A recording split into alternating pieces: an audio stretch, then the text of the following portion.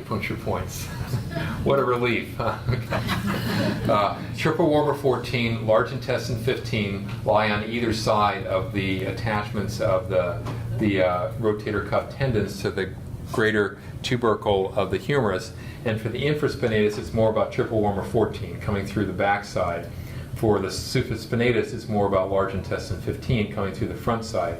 Either way, my target is where that tendon attaches to the greater tubercle of the humerus, and often I'll just treat both, right? Overlapping functions of the infraspinatus and supraspinatus, extremely common that I'll use both triple warmer 14 and LI15. Now, depending on your teacher and your textbook, some of you may have been taught to needle it fairly high up, really almost right under the acromion, and in my charting I'll call that upper triple warmer 14 and upper LI15, and that Alexander this would be good treatment for him. Get right into that subacromial space, typically quite uncomfortable, but will break up scar tissue and adhesions and drain swollen bursa and trigger various anti-inflammatory responses that'll free up some space in there.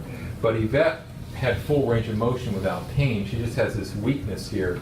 So I'm going to go for what some teachers teach as triple warmer 14 or LI15, or you might call lower triple warmer 14 LI15, down here where this row of blue dots are here, supraspinatus, infraspinatus, teres minor. Okay, so that's going to be my target, triple warmer 14 right there.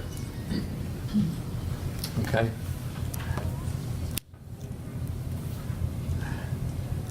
And I'm going to palpate a little bit. This actually doesn't feel like, what I'm really looking for is I feel a taut, fibrous, gritty little area. Hers feels actually rather flaccid and loose here, but we'll try it anyway, and she's here and we'll see what we get. And so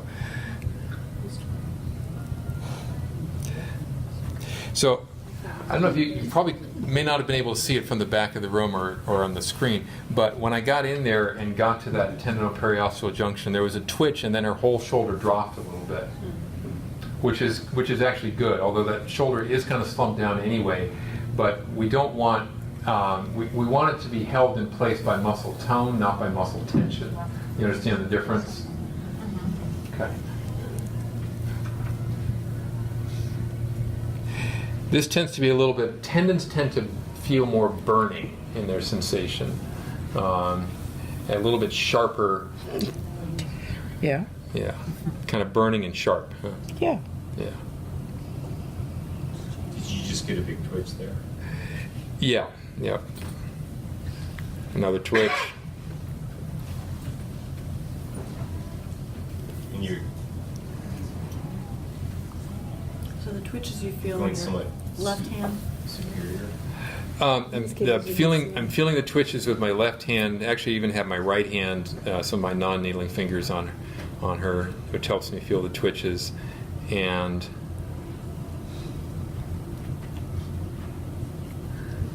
then I'm just probing around in all directions, probing into areas of resistance. And I don't feel a whole lot of grittiness or resistance here. So, but she is getting some twitch responses. Oh, there.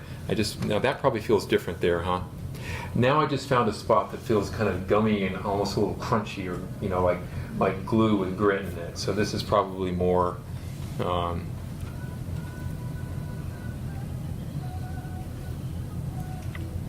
more of a therapeutically useful target right in here. And now I'm having trouble moving the needle around. I'm having to apply more force to pull it out and push it back in. So that's characteristic of injured myofascial tissue versus healthy myofascial tissue. Completely uninjured, healthy myofascial tissue, it'll feel like the needle is going back and forth through warm butter or jello or honey or something. Yeah. Very smooth, not much resistance, and it actually won't be painful. Sure, getting the needle through the skin, we have all kinds of pinprick receptors in our skin. Once you get it past the skin, it actually shouldn't be all that painful until you hit a trigger point or an irritated tendon. So, you ready for a break? Mm-hmm. Okay, let's take the needle out.